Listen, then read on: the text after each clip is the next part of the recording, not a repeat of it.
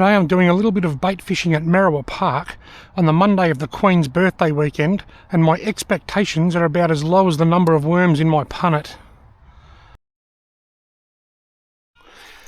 G'day everyone. On a cold winter's day I'm going fishing for big Murray cod, and I've got Sunny with me and I've got Holly with me, and they're behind me because I'm just so fast.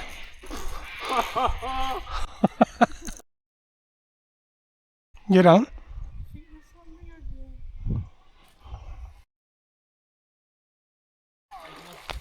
gentle. Wow. Very gentle. Wow. I can hear some big Murray crayfish calling my name. This is the land of the giants. I better bait up the nets and get them in. Why are there so many rings on the water?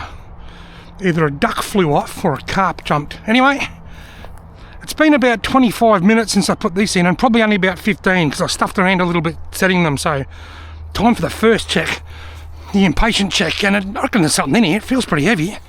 And I was completely wrong. Net number 2, and it's not heavy. This is completely empty, guaranteed. Very light. I tried to fix it a little bit. I was on a bit of, I was going to say it's heavy, but it was on a bit of mud or something.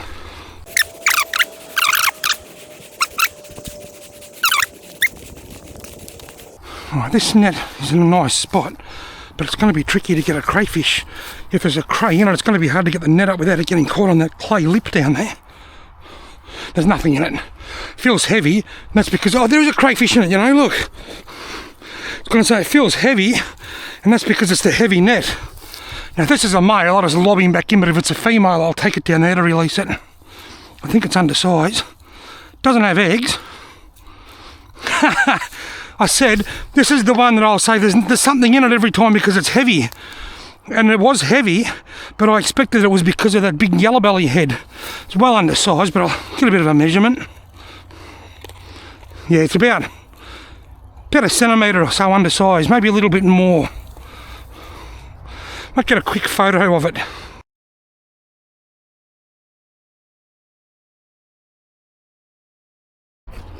It hasn't got eggs, so I'll just lob him back in. See you later, mate. I'm on the board.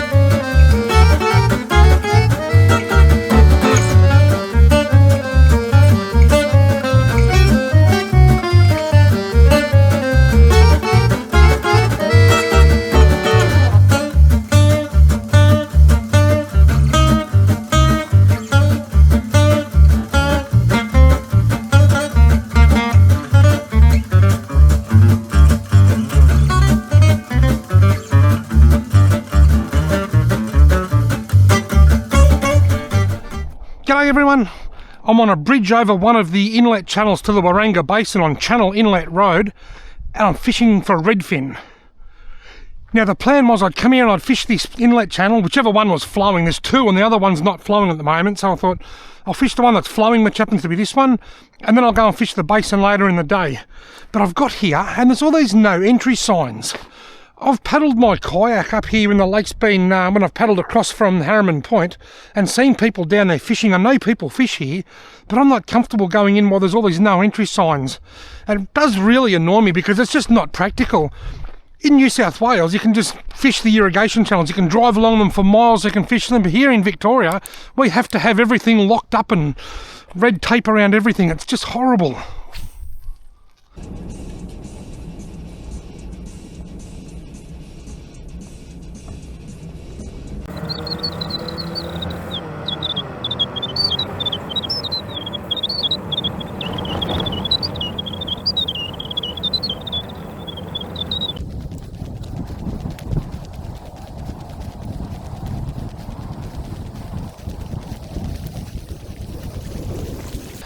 G'day everyone, today I'm going redfin fishing at the Waranga Basin. Well, hello there everybody watching. This afternoon I'm going fishing with Sonny. We're going lure fishing, winter style, for Murray cod.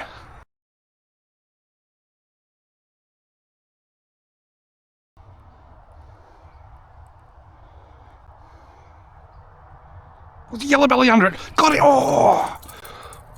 Wow, I watched him grab that right in front of me then. That was so cool. I paused it and he grabbed it, but he didn't hook up.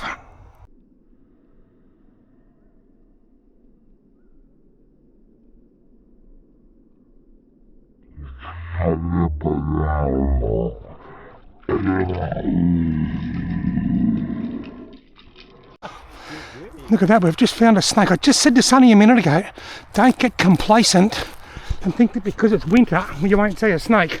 And now I've just proven that I know what I'm talking about. How cool is that? Look at him just sitting there. You're living a dream. Yeah, well, we'll keep moving and leave him on his own. That's a ripper, isn't it? Yeah, he's beautiful. He's good size too. Yeah, he's a decent snake. Just walk past him nice and slow, you won't have any dramas. Just out taking bird photos and have a look at what I found.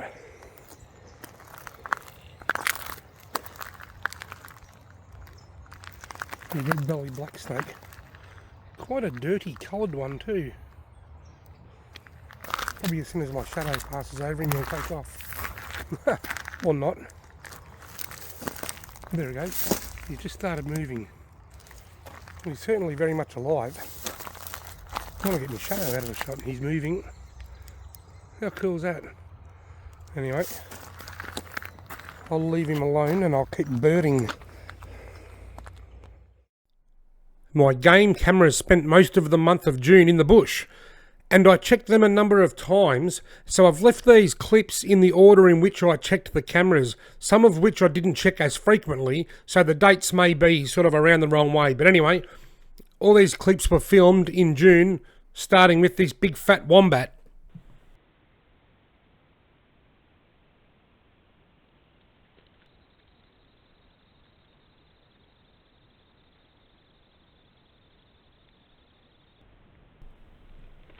Now we have a wallaby coming down for a late afternoon drink. Keep your eye on the ducks in the background. If you look closely, you can just see two ducks on the edge of the water.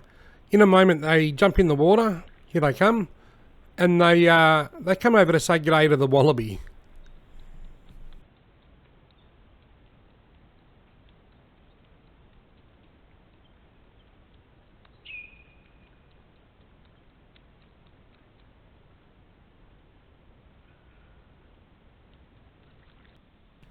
Oh, it's Swiper the fox. There goes another fox in the background. You might have got a quick glimpse of him. This is a different camera. This is my better quality camera. And you can see a pool of water in the foreground. That's a deer wallow. I was hoping to film a deer on the wallow, but instead I got lots of foxes. And at one stage, when I was going in to check this camera, I photographed a big sambar stag. Couldn't get one on the camera, but I photographed one on the way in. Anyway, have a look at how many times a fox walks past this wallow. Come in! I didn't know what that was knocking. Turns out there's a kookaburra right above my camera on the dead branch that the camera was tied to, and in a moment it flies down and has a bath in the wallow.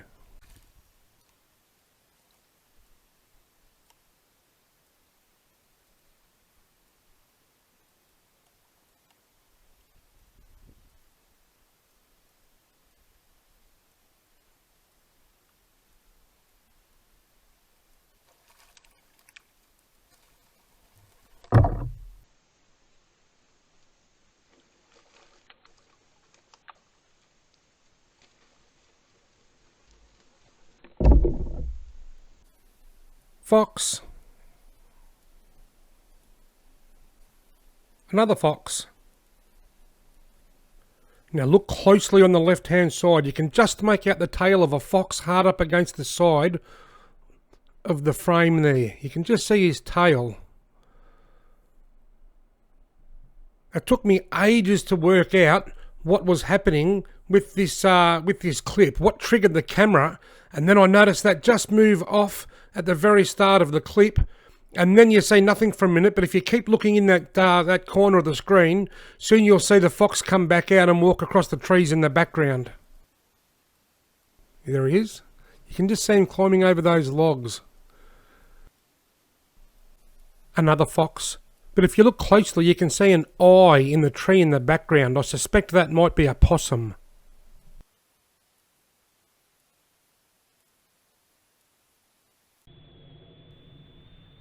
Now we have a cute, cuddly wombat.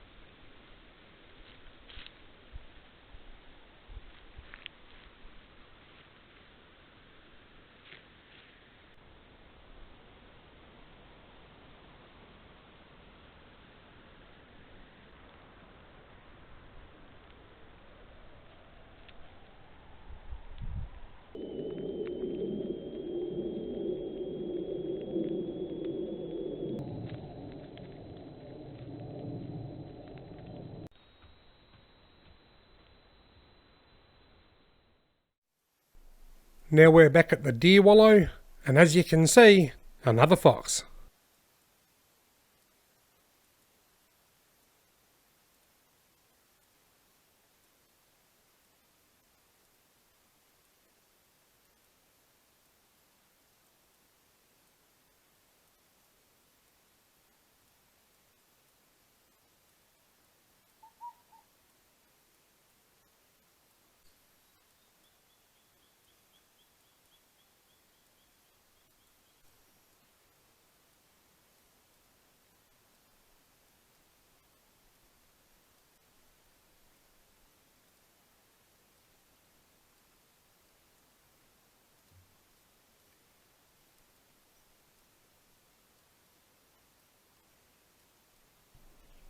That's a bloody thirsty fox.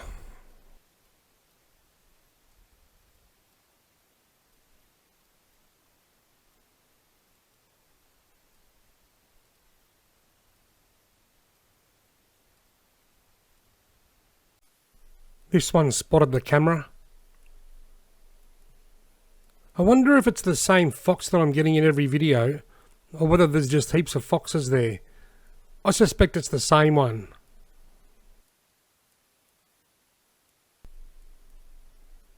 Notice how he hasn't quite left. He's right over the edge of the frame there. He just keeps looking back at the camera. Right, now he's finally disappeared. But not for very long, because in a moment he comes walking back across. Here he comes.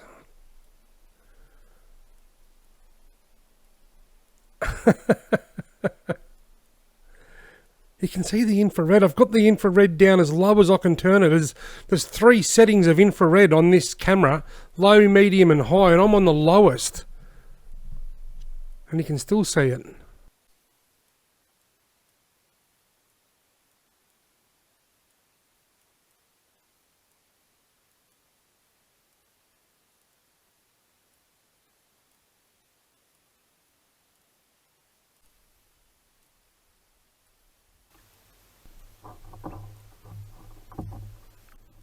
Sounds like the kookaburra's back on the tree above the camera.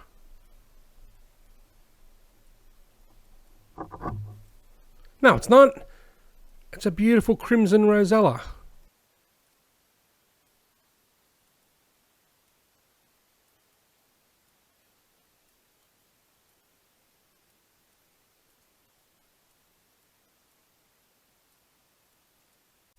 Dun dun dun. Sneaky fox.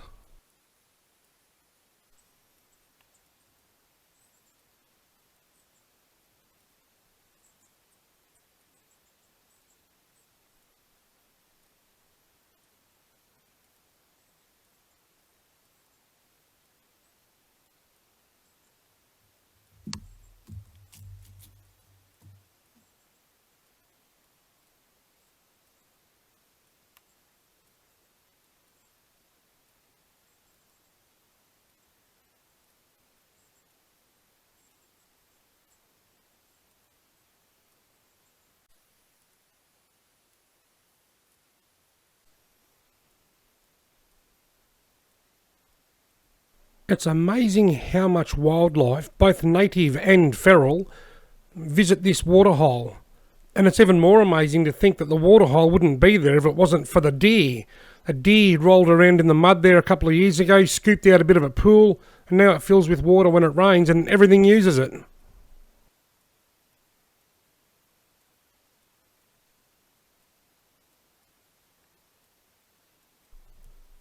And with the amount of water that this fox drinks, I'm surprised there's any water left in the waterhole. Have a look at it. Ha!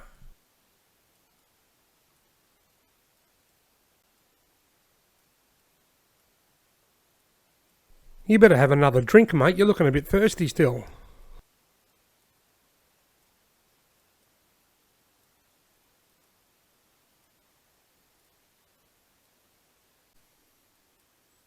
Oh, just coming in for a quick drink. I wonder if it's the same fox.